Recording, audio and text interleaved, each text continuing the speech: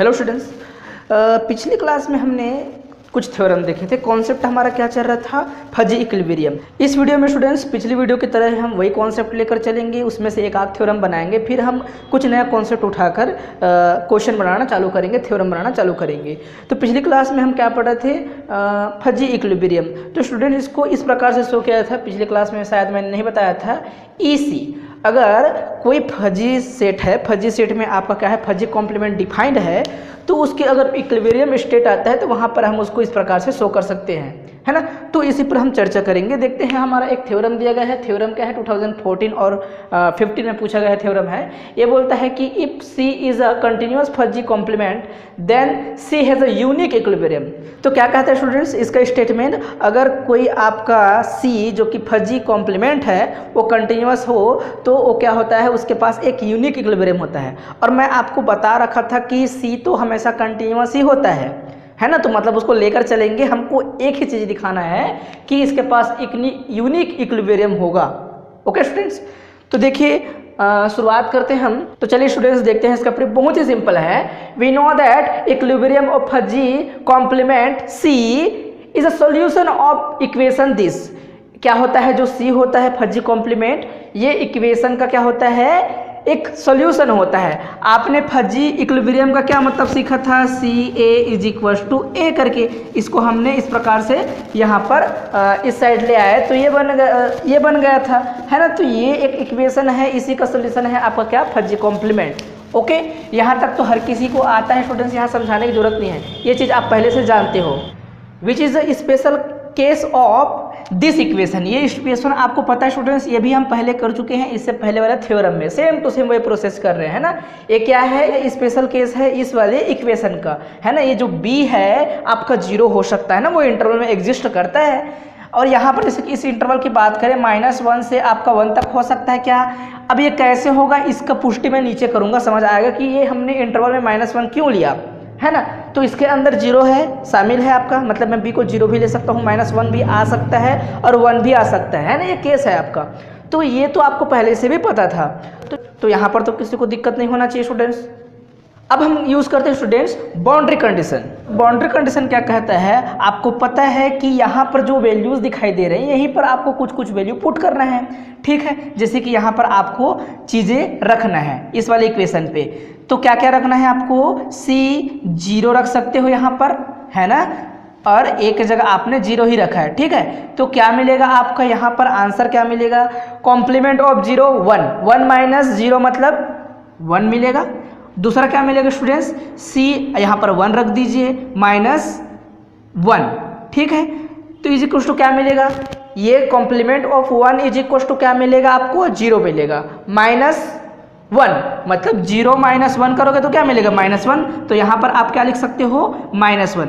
देखिए आपका यहाँ पर जो इंटरवल डिसाइड था, जो हमने यहाँ पर डिफाइन किया हुआ था, वो कैसा है? वहाँ पर जो एलिमेंट एग्जिस्ट करेगी B, उसकी वैल्यूज़ क्या क्या आ रही है? एक बार 1 आ रहा है, -1 आ रहा है। तो इसीलिए हमने यहाँ पर क्या लिखा है, ये जो B है वो B की वैल्यू क्या हो सकती है? 1 हो सकती है, -1 हो सकती है, इसलिए हमने इसको ऐसा लिखा था। तो यहाँ पर ये चीज़ भी क्लियर हो गया होगा। अगर ये आपका C कंटिन्यूअस हो जाए स्टूडेंट्स, देन क्या होता है? Then by intermediate value theorem, intermediate value theorem for continuous function, किसी कॉन्टिन्यूअस फंक्शन के लिए इंटरमीडिएट वैल्यू जो थ्योरम होता है उसका कथन होता है स्टूडेंट्स। वो क्या कहता है कि कोई भी वहाँ पर फंक्शन मौजूद होगा, वो फंक्शन अगर कंटिन्यूअस है तो उसके लिए एटलीस्ट ओनली 1 सॉल्यूशन मौजूद होगा, केवल और केवल एक सॉल्यूशन मौजूद होगा, है ना। तो मैंने बोल दिया क्या, this implies that for each B belongs to this interval there exist element A, या फिर एलिमेंट A जो क्या है ये यूनिक इक्विलिब्रियम के लिए यूनिक सॉल्यूशन का क्या है, ये कारक है, ये उसको जनरेट करेगा।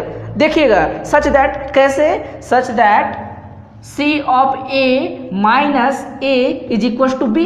तो जो चीज़ हम लेकर चल रहे थे स्टूडेंट्स, घूम फिर कर हम उसी बात को ही कर रहे हैं, है ना। तो ये क्या कहते हैं स्टूडेंट्स, जो भी आपने एक पर्टिकुलर एलिमेंट A सेलेक्ट किया है, किसके लिए? B के लिए, तो वो क्या है? यूनिक है, आपको दिखाई दे रहा है। हम जगह हर जगह हमने A को ही यूज़ किया है, चाहे B आपका कैसा भी हो, 1 हो चाहे -1 हो, कुछ भी हो। देखो 1 के लिए भी आपका जो सेलेक्ट किए थे ए को ही सेलेक्ट किए थे और -1 के लिए भी हमने ए को ही सेलेक्ट किया हुआ है। ठीक है, तो उसके लिए तो जो ये इक्वेशन है स्टूडेंट्स, इस इक्वेशन का केवल क्या सॉल्यूशन होता है, यूनिक सॉल्यूशन होता है। और आपको पता है स्टूडेंट्स, पिछले थ्योरम में हमने इस इक्वेशन के लिए यूनिक सॉल्यूशन का बात भी किया था, है ना। मतलब हम जो भी इक्विलिब्रियम लाएंगे वो इक्विलिब्रियम यूनिक ही होगा, उसके सिवा कोई दूसरा हो ही नहीं सकता। क्योंकि यूनिक जब सॉल्यूशन होता है किसी इक्वेशन का तो इक्विलिब्रियम भी उसका यूनिक होगा, क्योंकि फजी कॉम्प्लीमेंट को ही हम उसका इक्विलिब्रियम स्टेट बोलते हैं। कब? जब ये कंडीशन मिल जाता है तब। ऐसा कंडीशन बोलो या फिर क्या बोल दो, CA = A मिल जाए तब, है ना।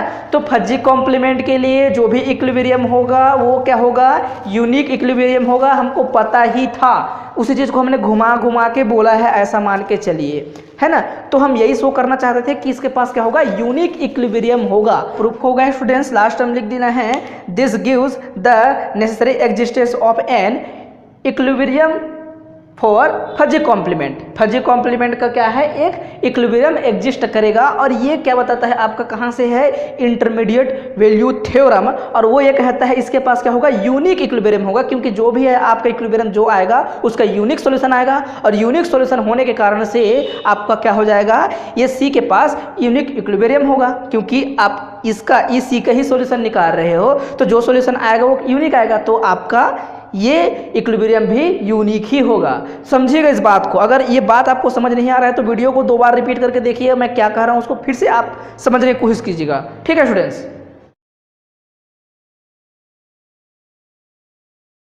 अब हम देखते हैं स्टूडेंट डुअल पॉइंट क्या होता है। डुअल पॉइंट जो होता है फजी इक्विलिब्रियम का ही एक स्पेशल केस होता है। एक पॉइंट का डुअल पॉइंट कैसा होता है उसको हम उसके फजी इक्विलिब्रियम के इक्वेशन से समझ सकते हैं। तो देखिए यहाँ पर डेफिनेशन को स्पष्ट लिख दिया हूँ, कुछ याद नहीं रखना आपको, बस इस कंडीशन को याद रखना है। एक पॉइंट होता है, वो पॉइंट अगर ये कंडीशन को सेटिस्फाई कर दे तो उसको हम क्या बोलेंगे, डुअल पॉइंट बोलेंगे। देखिएगा, let C is a fuzzy complement, okay, a point AD, है ना, डुअल ऑफ ए बोलते हैं इसको, is called dual point of A if it hold this equation. क्या बोल रहे हैं हम लोग, CAD minus AD is equal to A minus CD। आपका फजी कॉम्प्लीमेंट का इक्वेशन कैसा हुआ करता था स्टूडेंट, इस प्रकार से हुआ करता था, CA minus A is equal to 0 हुआ करता था। अगर हम इसको चेंज कर दें, यहाँ पर D रख दें, यहाँ पर D रख दें, तो इस पॉइंट के लिए क्या मिलता है आपको, ये पॉइंट जो है नेक्स्ट जब उसका डुअल लेके चलता है तो ये हो जाता है A माइनस CA, इस प्रकार से आपको मिल जाता है। अगर ऐसा कंडीशन मिल जाए तो हम उसको क्या कहेंगे, डुअल पॉइंट ऑफ ए कहेंगे, इस पॉइंट को कहेंगे। ओके, अब हम देखते हैं स्टूडेंट्स एक थ्योरम जो कि 2010 और 17 में पूछा गया है। If a fuzzy complement C has a unique equilibrium EC, then आपको क्या शो करना है स्टूडेंट्स, ऐसा। ये क्या कह रहा है, इस इक्विलिब्रियम का क्या मिलेगा, उसका भी डुअल मिलेगा। हम डुअल पॉइंट का कॉन्सेप्ट यूज करेंगे और हम ये शो करके दिखाएंगे।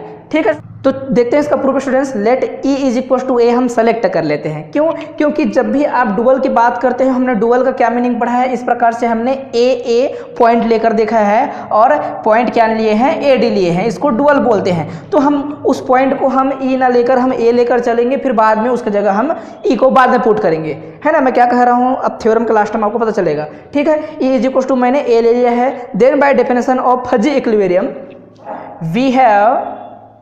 we have CA minus A is equal to 0 होगा स्टूडेंट्स। दिस इम्प्लाइज दैट, इसको और क्या लिखा जा सकता है, देखिए अगर हम इस पर माइनस का मल्टीप्लाई कर दें तो क्या मिलेगा स्टूडेंट्स, ये हो जाएगा आपका A सामने आ जाएगा, ये पॉजिटिव बन जाएगा, ये A minus C of A is equal to 0 मिलेगा। ये आपका इक्वेशन नंबर कुछ दे देते हैं इसको, इक्वेशन नंबर फर्स्ट। ठीक है, okay students, by applying this criteria for A of D, आपको क्या पता होना चाहिए स्टूडेंट, जैसे कि आप जानते हो कि आपका फजी इक्विलिब्रियम के लिए क्या कंडीशन होता है, CA इज इक्वल टू क्या होता है, A होता है। उसी प्रकार से इस A के डुअल के लिए क्या होना चाहिए, CAD is equal to AD होना चाहिए। तो उसी चीज़ को हम यहाँ पर लिख सकते हैं। देन वी गेट, ये क्या हो जाएगा आपका CAD is equal to AD होगा students. So this implies that, आपको क्या मिलने वाला है, देखिए इससे एक और इक्वेशन मिलेगा। कैसे इक्वेशन मिलेगा, ये हो जाएगा आपका इक्वेशन जो है CAD CAD माइनस AD, ठीक है, इज इक्वल टू 0। ये आपका इक्वेशन मिल गया, ये क्या है, इक्वेशन नंबर 2।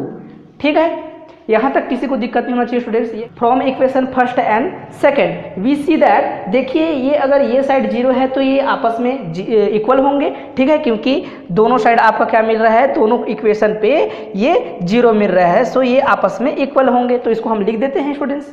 ठीक है, तो ये हो जाएगा स्टूडेंट्स आपका CAD minus AD is equal to क्या हो जाएगा आपका A minus C of A।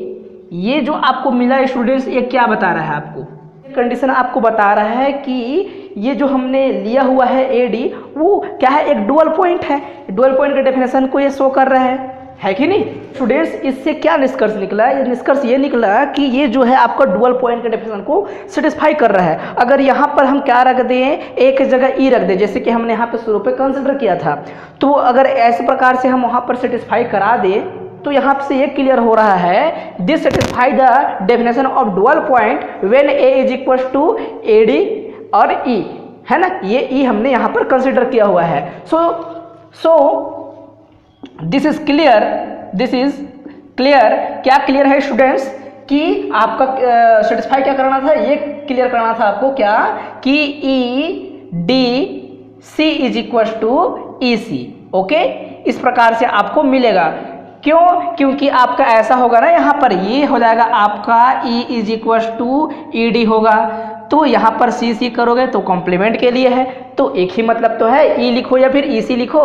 तो ये हमने क्या कर दिया, शो करके दिखा दे स्टूडेंट्स। तो यहाँ पर लिख दीजिएगा, नीचे में फिर से स्टेटमेंट को दोहरा दीजिए, हेंस प्रूव्ड करके बता दे रहा हूँ उसको। तो ये जो दो थ्योरम है, इन दो थ्योरम को आपको अपने कॉपी में नोट करना है। और आपके स्क्रीन पे स्टूडेंट्स एक और छोटा सा थ्योरम दिखाई दे रहा होगा।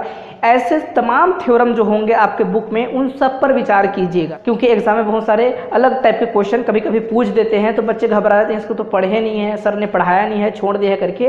तो आपके दिमाग में कॉन्सेप्ट होना जरूरी है, और थ्योरम को आप आसानी से बना सकते हो फिर डेफिनेशन को यूज करते हुए। ठीक है, तो देख लीजिए, ये थ्योरम आपको दिखाई दे रहा है, इसको समझिए, बहुत आसान है। डुअल पॉइंट का आपको डेफिनेशन ही अप्लाई करना है, और उन्हीं चीज़ को बार बार घुमा फिरा के लिखना होता है स्टूडेंट्स।